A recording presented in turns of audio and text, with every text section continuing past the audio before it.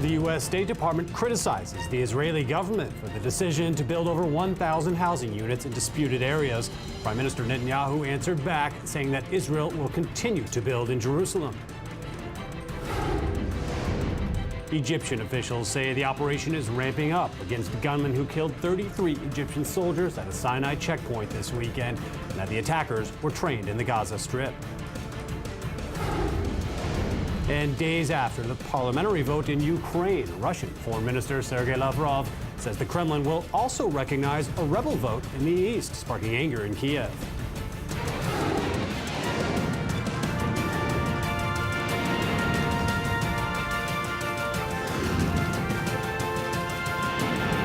The News Today with David Matlin. Welcome to the program this evening. I'm David Matlin. Now, in the holy and divided city of Jerusalem, what began with clashes following a terror attack Friday has morphed into a political battlefield. Amid the tension, Israeli Prime Minister Netanyahu stepped it up a level with plans to move forward with new housing construction in East Jerusalem, and the UN is now called for an emergency session in response. Well, today, after a predictable wave of international condemnation, Netanyahu hit back, calling the criticism, quote-unquote, detached from reality. Well, now we'll go tonight to our correspondents in Jerusalem, Eli Ochenberg, Sami Abu Diab, and Daniel Haik, as well as look back at today.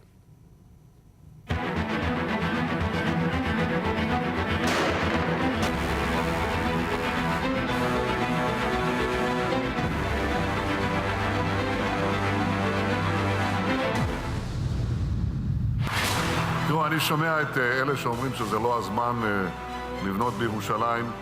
לטעמי אין זמן שאיננו מתאים לבנות בירושלים.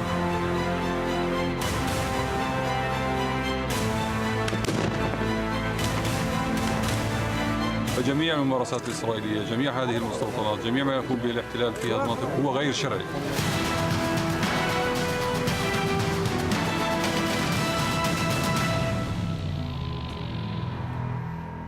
Well, joining us in the studio tonight is Dr. Rassan Abdallah, Director of the Center for Applied Research and Education. Thank you for joining us. Thank you. And Dani Dayan, former chairman of the Yesha Council of West Bank Settlements. Thank you as well. Thank you.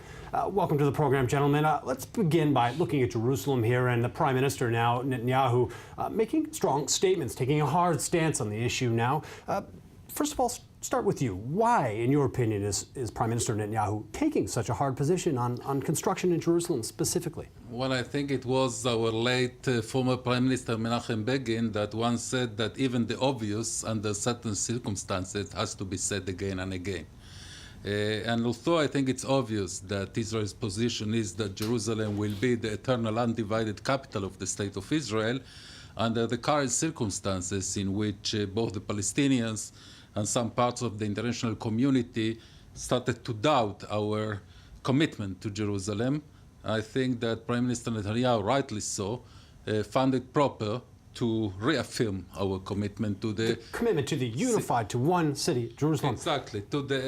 I know that sometimes it sounds as a cliche, but this is a sound political position that Jerusalem is the eternal, undivided capital of the State of Israel and only of the State of Israel. Well, now, Dr. Abdallah, is it realistic to even look at Jerusalem as a unified city today? The city certainly appears divided. Yeah, first of all, excuse me to comment and respond to your question to my cousin. I think the Israeli political parties, including Netanyahu, are doing similar to what's being now in Tel Aviv, a motorcycle race.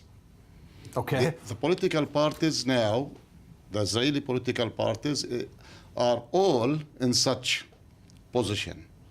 Now, Bennett has succeeded last Sunday in taking a decision at the Knesset to cancel or to entitle the government to cancel certain decisions taken by the High Court. Now, Netanyahu wants to gain more from Bennett's people. He took this decision.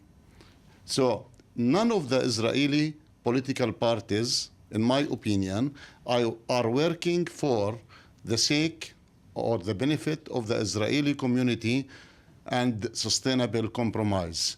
They are working first for personal benefit, to assure themselves that they will be elected again. Secondly, for their political parties. Now, back to your question.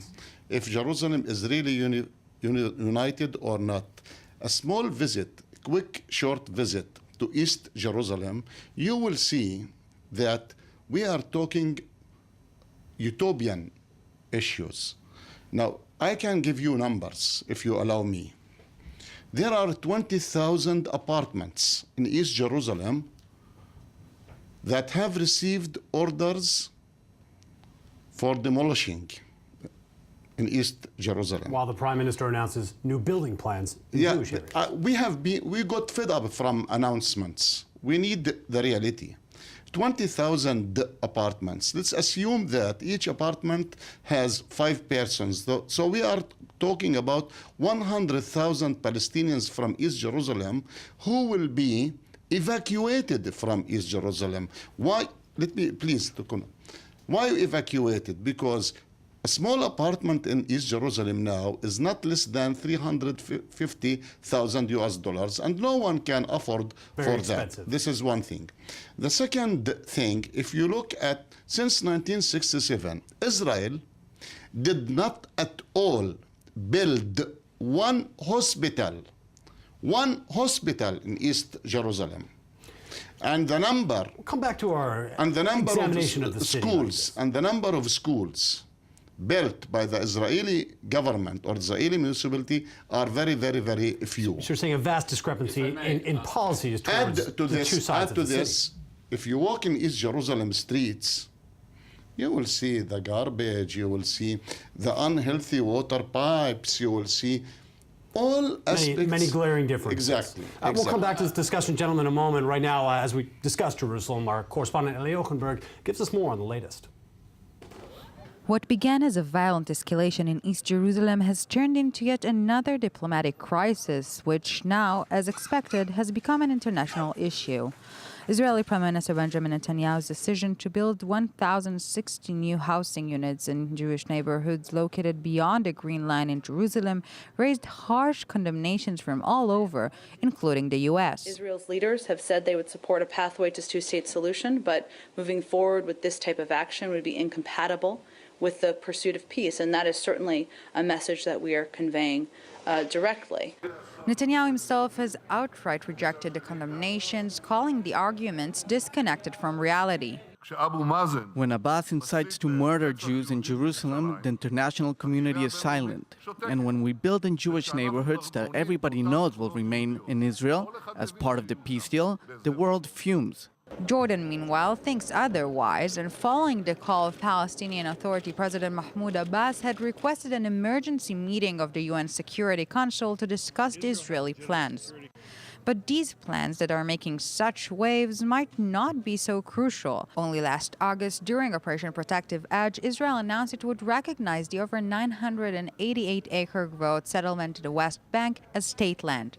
The IDF then said there was no Palestinian claim on the area in question, but those against the decision could file their objections within 45 days. The deadline was over more than a week ago, but it was extended. Why? The answer is vague. A request of a 4-month extension was submitted to the head of the administration. After reviewing their request, it was decided to allow a 30-day extension for the applicants to utilize the right to appeal to the fullest. The settlers feel they are being fooled by the government, who only uses the settlement building issue as a tool of provocation. When there's a scheduled discussion, there's a deadline, and until then, you have to do what you have to do. By the scheduled time, it needs to be settled and the process should be continued. An extension of 30 days is in favor of the Palestinians for no reason, and the Israeli Prime Minister and the civil administration are wrong for not stopping it and proceeding with the plans. Back then, the decision raised massive international uproar as well, but now the provocative announcement is remaining just that, with no actions on the ground to back it up. Is this the case with the current decision as well? Is this sensitive issue only being utilized for political strategy? We may not know for a while, at least not until the next political storm. Well, Mr. Dayan, the U.S. State Department now calls such building plans, especially in Jerusalem, a great obstacle to peace. Do you see it another way? Well, yes, I think that Prime Minister Netanyahu was very right today in saying that the obstacle to peace, if any, is the American reaction. I think that President Obama made a tremendous blunder, a tremendous mistake. By voicing an opinion on the matter? When he entered the Oval Office for the first time, he made Jerusalem an issue. Let me remind you that the great builders of Jerusalem were not Benjamin Netanyahu and Nir Barkat, but Teddy Kollek and Levi Eshkol and Golda Meir and Yitzhak Rabin. And they were very honored and welcome guests in Washington and in the White House. President Obama was the first that made construction in Jerusalem a reason for a crisis. And then, of course, the Palestinians have no other choice but to follow suit. So he made the building in Jerusalem a deal breaker instead of doing it a catalyst to bring the Palestinians to more flexibility. But I must say one more thing. Dr. Abdallah made very interesting insights about Israeli democracy and political game. And then he complained about discrimination and different levels of investment in East Jerusalem and West Jerusalem. The reality, Okay. But Dr. Abdallah, it has a solution. The solution is enter the democratic game. Palestinians in Jerusalem are entitled to vote to the municipality of Jerusalem, but they do not use that privilege. I am sure that if 40%, 35% of the council members in Jerusalem municipality would be Palestinians from Beit Safafa and from Jabal Mukaber and other places in East Jerusalem, they would play the democratic game. And that's the reason. Yeah, they don't vote because they consider 100% according to international decisions and according to the international positions that East Jerusalem is an occupied Palestinian land and it should not be annexated to the Israeli municipality. This seems to be what Netanyahu, at least, this administration, is set on annexing this part of I'd like to comment to what my cousin has just mentioned. Yes, you are right. It's not Netanyahu who started this. I agree with you. But let me remind you, and you can go back to the Israeli archive and see that Levi Eshkol in 1968, he sent a letter to King Hussein that he is ready to give up East Jerusalem just for the sake of signing a peace treaty. This is one point. Second point is that one can allegate whatever he should. And what was the king's answer? He could not because of the Arab. Of course. One can allegate whatever she wants to say. But I think we should learn from history. And the history is very clear for the Israelis. Israel was saying that Ami settlement is like Tel Aviv. Gosh Katif is like Tel Aviv. But at the end, Israel had to evacuate Amit and Gosh Katif. I think that Netanyahu is investing and even monopolizing very much in the Arab states' weakness and in the splitting among the Palestinians, and he is using that for the sake of fattening settlements and so on. Does he have and another the last option point, right now? if you allow me, the last point that I'd like to mention is that I agree with you that Netanyahu looks at the American position as a main obstacle to peace, but it is to peace, P-I-E-C-E, not peace, B-E-A-C-E, because Netanyahu has proved that he is not working at all for P-E-A-C-E. Do you think Mr. Netanyahu has much of a choice given the political climate within Palestinian society, as he mentioned, and in the region at large? Well, I think that, the idea that we can reconcile the mainstream Palestinian, I'm not talking about Hamas, the mainstream Palestinian positions with the mainstream Israeli positions is an illusion.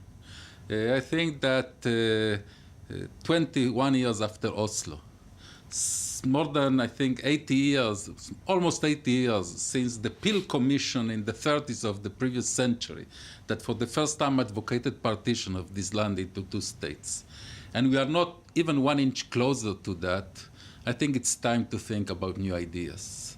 I think that exactly like in Jerusalem, is completely irrelevant to think that two adjacent neighborhoods will be in different states. It's one in central Israel, in the argument one today, in not to Palestine. mention international condemnation, attention. There's really no sizable international body that's doing anything but condemning the Israeli moves in Jerusalem. Yeah, again, but you know, it doesn't prove that we are wrong.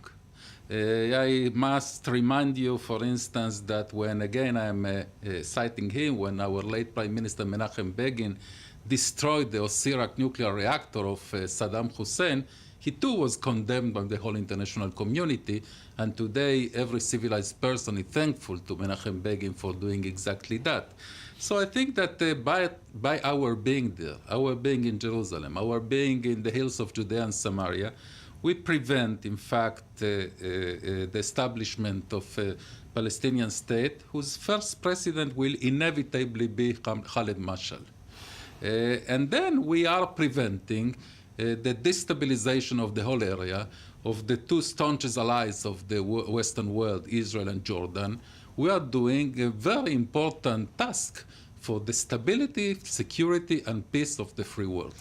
Dr. Abdallah, do you see the building in Jerusalem as being central in perpetuating this conflict between Israel and the Palestinians? Of course. It's not only the Palestinians who say this, it's all the whole international community. Even the closest friends to Israel, America, the US, and Germany, and the EU. Look, the EU is going to get into negotiations with Israel, and they are preparing certain agenda as red lines, and this is what they are going to say to the Israeli government. If you exceed these red lines, you will have more sanctions. Do you have any expectations from the upcoming UN Security Council session? This is not expectations. This is totally separate from the Security Council, totally separate. This is something prepared by the EU, not the Security Council.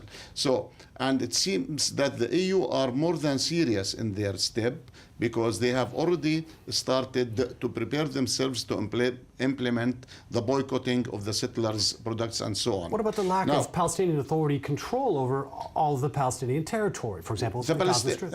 This is, you know, this is an illusion. This is an illusion that the Palestinian Authority is controlling the PA lands. There are no PA lands, I can assure you. The Palestinian Authority has no authority at all in 1 centimeter in the West Bank. I can assure, and he knows this. They have no control at all, at all. You can see the Israeli military jeeps in Ramallah just 15 meters away from Abu Mazen's house. Do you agree with this? That well, despite... I must say that when, for instance, today, the Prime Minister of the Palestinian Authority, Dr. Rami Hamdallah, has reported, I hope it's a false report, but it was reported that he visited the grave of the terrorist that killed a 3-month-old baby and a 22-year-old young woman that just came from Ecuador. The attack last week, and he visited to pay tribute on his grave,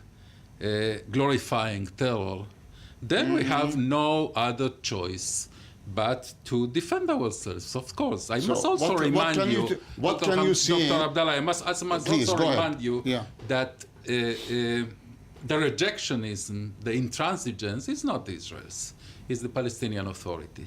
Look, when Prime Minister Olmert offered the Palestinians, President Mahmoud Abbas, that the Holy Basin of Jerusalem to be administered by 5 states, 3 of them Muslim, the Kingdom of Saudi Arabia, the Hashemite Kingdom of Jordan, and the State of Palestine. And even that offer was rejected. Well, there is not going to be ever a better offer. I hope even that offer will not be offered again. So those that rejected peace, well, it's not Israel, it's the Palestinians. We'll come back to this discussion in a moment. Our correspondent Eli Ochenberg is standing by for us in Jerusalem here. Eli, now tell us more. We've seen your report now on the construction plans now. What's behind this announcement and these construction plans, specifically in Jerusalem?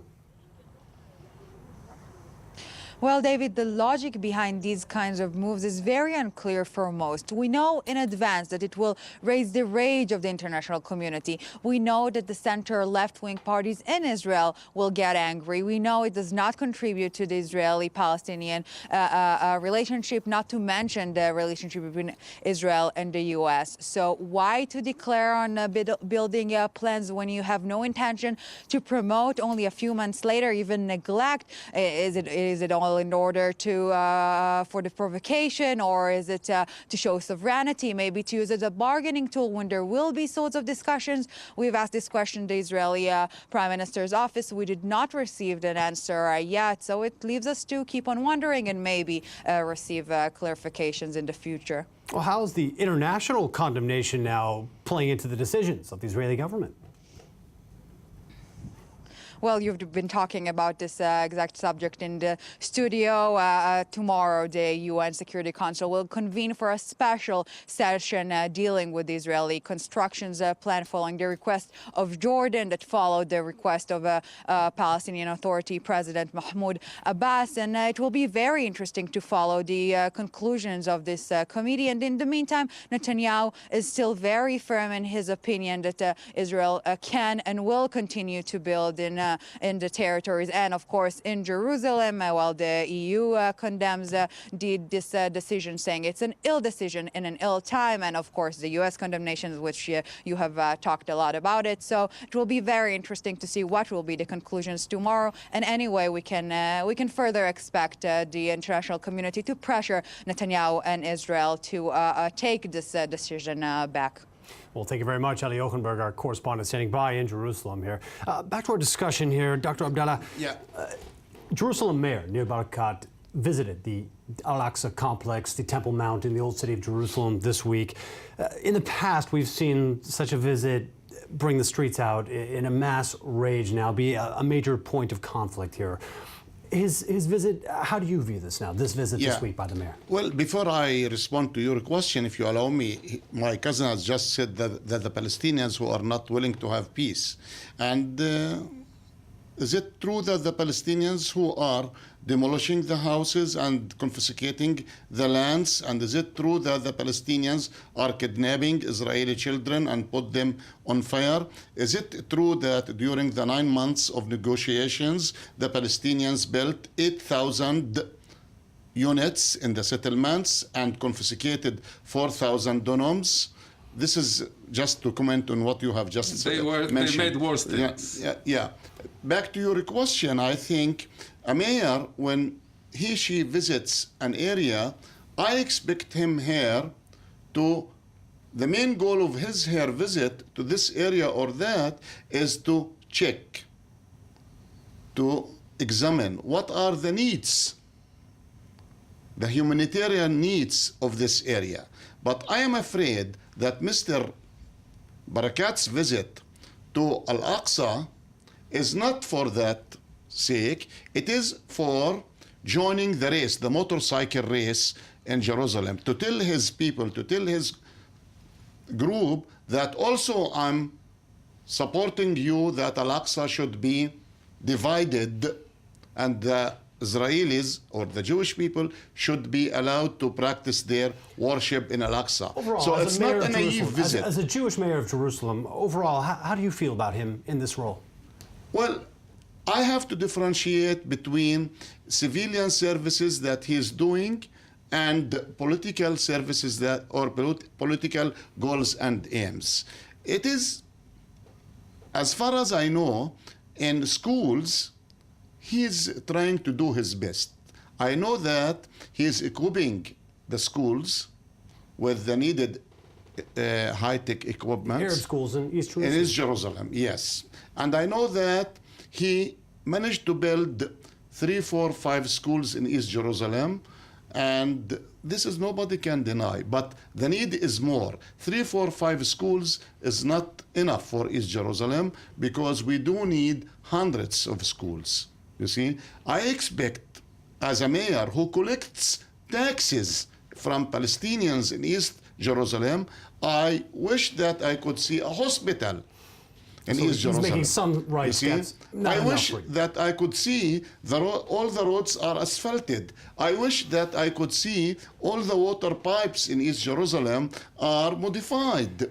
Well, we'll come back to this in just a moment. For now, today we asked Israelis on the street if they think that it's right for the Palestinian Authority to go to the international community to help to put a stop to settlement building.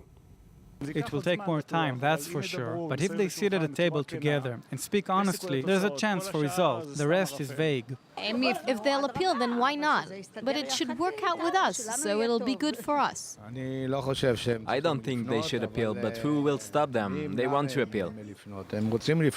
They should start acting, of course, within the international law to fulfill the right for a state, and if it doesn't go with the Israeli consent, then they should go directly to the UN.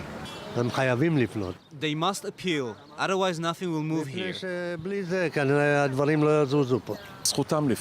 their right. Do I like it? No, I don't. Well, now, Mr. Dayan, we've seen the youth, specifically in Jerusalem, recently. They're unhappy. They're in the streets. They're violently clashing with police. This is not a trend towards peace for the greater situation. Now, do you believe that there's any chance for a peaceful resolution with this community, given the current leadership? Well, I don't think that in the foreseeable future we are in for a negotiated agreement of the conflict, of the Israeli-Palestinian conflict, the Jewish-Palestinian conflict. I think that the whole international community and the Israeli governments and Palestinian leadership has gone completely wrong ways. I think the last negotiations since Oslo were completely futile. It was evident that they will reach a dead end, and we have to start to think in a completely different way. I myself presented a few months ago in a very unfortunate timing, a few days before the 3 kids were kidnapped and killed in Gush Etzion. I presented in the New York Times a plan that I called peaceful non-reconciliation.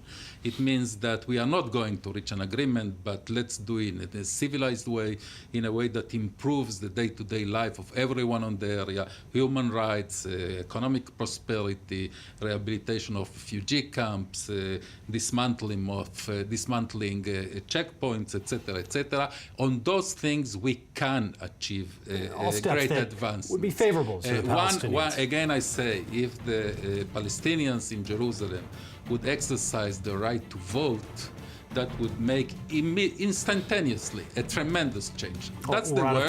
That's the word. Democracy. Dani Dayan and Dr. Hassan Abdallah, unfortunately, we're out of time for this session. Thank you both for being here tonight. May I?